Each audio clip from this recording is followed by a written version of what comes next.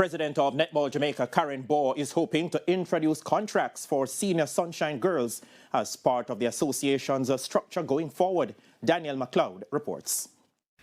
Teams like South Africa and Australia offer contracts to a core group of elite national players.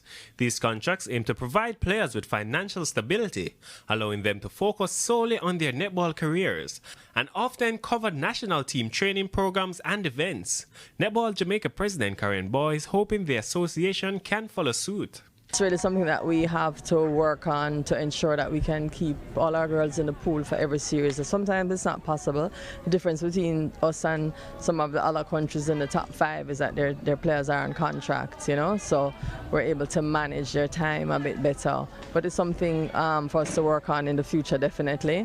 Despite the Sunshine Girls 2-0 loss in the recent Horizon series to the England Roses, Baugh is not pressing the panic button. And I don't want anybody to get stuck on this Horizon series because we came out of 2 series, you know, one earlier this year and one last year, where we won and won convincingly.